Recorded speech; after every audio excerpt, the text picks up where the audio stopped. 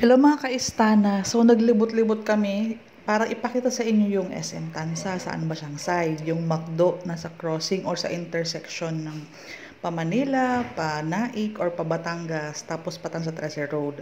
So sasaglit muna kami sa Istana Tansa. Kasi para mapakita ko sa inyo sa dulo ng vlog na to, yung itsura ngayon ng ating model house. So i-update ko kayo.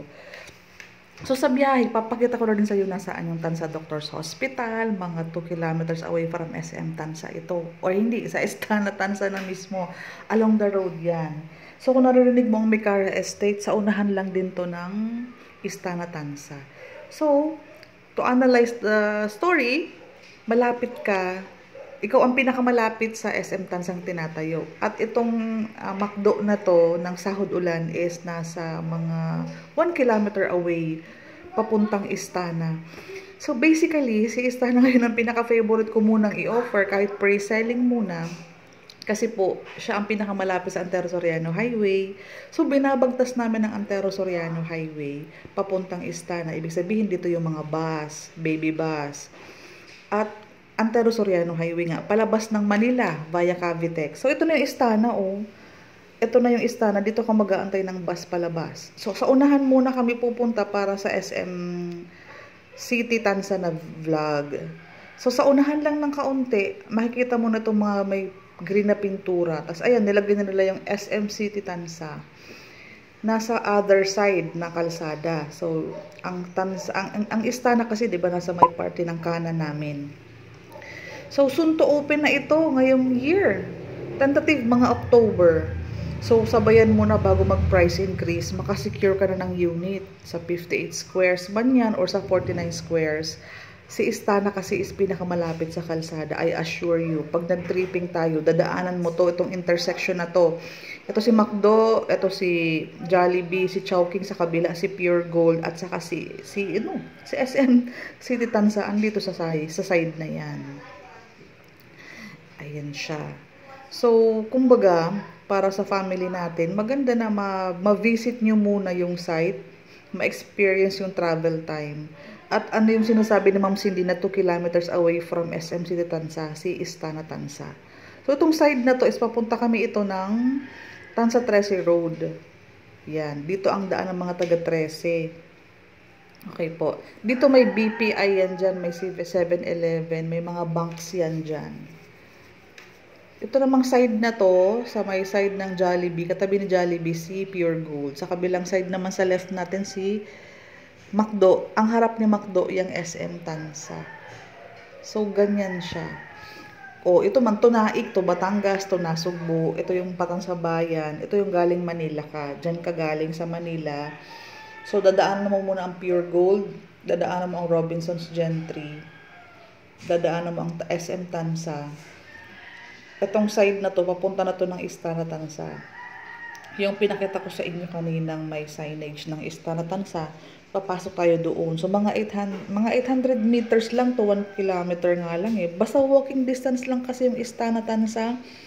Ang mahalaga dyan, ma-experience mo pag tripping na, may mga dumadaan nga, Ma'am Cindy. Dito nga dumadaan yung mga baby bus, yung mga bus, dyan. So, easy access mo sa papunta sa mga major establishment. Palengke, Alpha Mart, Pure Mart, meron na doon sa looban. Ito yung East-West. So, ayan. Ganyan kaganda at i-compare mo man sa mga ibang project at Good morning mga kahanap bahay. Uy, mga kaistana, meron akong latest update ng inventory. Tingnan mo, 2 page na lang.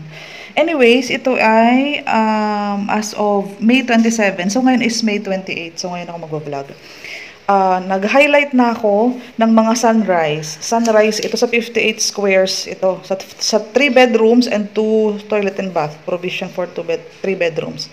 Ito si Model 49. Ang house area or ang floor area niya is 49 squares. Ang lot area ng parehong yan is 44 with carport na yan.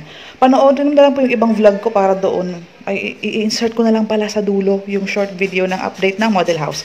Anyways, ito. Sa mapa na muna tayo para maunawaan nyo agad. Ito na, nagmarka na ako ng sunrise. Ito yung side ng sunrise. Kaya yung green, yan yung mga sunrise. Sunrise, sold out, sunrise, sunrise. Bakit ko nasabing sunrise? Ito yung north, sa kanan ng north, ito yung east. So, doon ang east. Ganyan siya. Ngayon, meron naman tayong mga hindi lang naman sunrise. Kumbaga, uunahin ko muna ito. Ayan. Itong side na to. Shout out kay Sir Marky at sa kanyang asawa. Ito, nagmarka na ako ng mga sunrise para pag okay na yung requirements. Ito na, ipipresent ko na sa inyo to kasi ang gusto nila ay model 58 kasi malaki na nga ang second floor nito. Ayan. Block 4 and block 5. Ito may mga dot pa. Yan yung sa kabilang side naman. So, ang dapit hapon or ang sunrise sa inyo nakaharap. Okay po. Pag sunrise kasi, sa kanila yung araw pag umaga, sa hapon, ma-press ko na yung kanilang sa may parting garage nila. Ganun po siya. So, kung mapapansin niyo po sa mga vlog ko, lagi ko pong inuuna i-offer ang mga sunrise at near gate. Minamarkahan ko na po yan agad. Main road. Ito yung main road. Minor road po ang mga papasok. Ano yung block 6 and block 7? Soon to open. May price increase na most probably. Habang introductory price pa tayo dito sa ating 58 squares at sa ating 49 squares. At may mga sunrise pa at near corner. Ibig sabihin, pagpasok mo, at least hindi ka dulo. Pero meron naman tayong daan sa kabilang side. Main road din naman yan. Ma'am, ano yung mga naka-circle? Para naman sa mga buyer natin naghahanap ng mga bigger lot, tapos corner, tapos sunrise. Nakalimutan ko ang pangalan ng tumawag. Ma'am, kung nanonood ka ng vlog, ito na po yung ating corner. Naglagay ako ng indication kung anong square meters yan. Sunrise muna po Sunrise, 121 square meters. That is block 4, lot 1. Ito, sunset ito. So, unahin natin tong 130 squares, block 5, lot 1. Ito, sunset. Depende din po sa budget, sa pasok sa salary, at sa sukat. Kasi may mga mga maliliit, hindi nga lang sunrise. So, magbe-brainstorming tayo kung ano talaga yung pinaka-malapit sa puso nyong i-avail. Dito naman po, madami-dami pang mga corner. Sa block 58, ang sunrise niya is block 8, lot 1, 69 squares. Yung sunset niya is block 8, lot 2, 92 squares. Ito ang pinakamaliit na napansin ko. Sunrise, block 8, lot 55. 61 squares. Itong isa 77 squares. Sunrise. Ito, block 9, lot 76. Square meters of 76. Yung mga may bilog, lot area yan. Yan ang laki ng lote. Ito, sunset, 98 squares.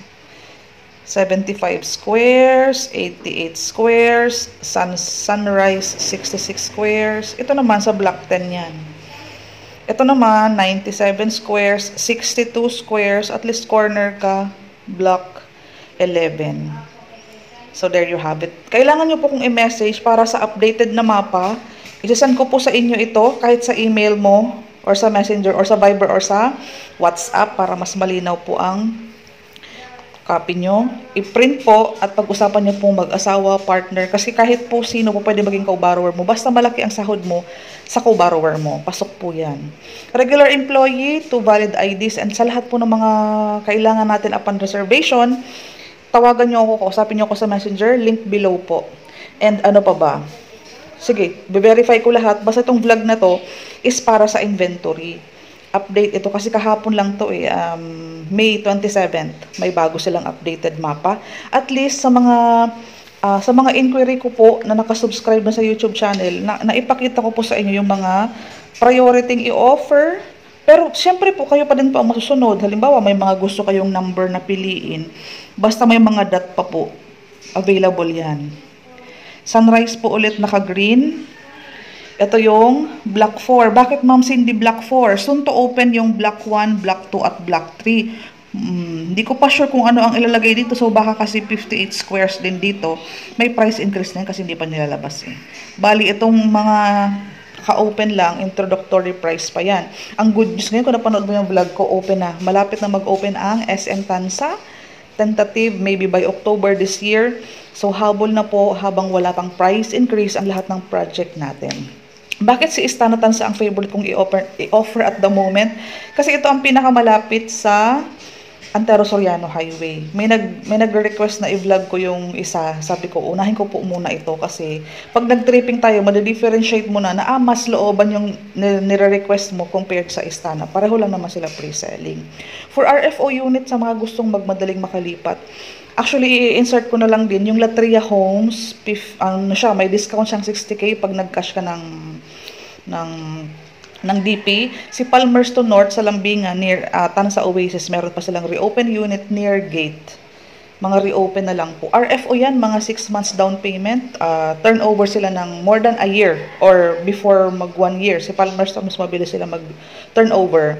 Si Istana Tansa, kung mapansin mo yung computation natin, stretched siya ng 24 months kasi pre-selling, ongoing construction. Ma'am Cindy, gusto ko po ng 3-story. Ang good news dyan, si Istana Villas, sa loob din ng community ni Istana Tansa, nasa may bungad, meron tayong 3 stories. Gagawa ako ng isang vlog para doon sa Istana Villas. 90 squares ang kanyang floor area kasi 3 palapag kasi yun. Kumbaga, first floor, second floor, third floor. 3 story talaga siya. Kung sa price ay okay sa'yo at ayaw mo naman ng further construction pagdating ng panahon at pasok sa budget, si Istana Villas. Okay po. So, balik tayo dito. I-insert ko na yung vlog na yung sa location ba kasi nag-ikot-ikot kami. So, paki-message ako sa mga interesado kay Istana Tansa, Phase C, pre-selling, Sunrise, corner. Madami pang corner, pero maganda mapili mo yung Sunrise, mapili mo yung mas maliit na lot area para pasok sa budget. Sa computation po, medyo madami-dami to. So, isan ko na lang sa inyo para ma-print mo at makapag-schedule tayo ng tripping.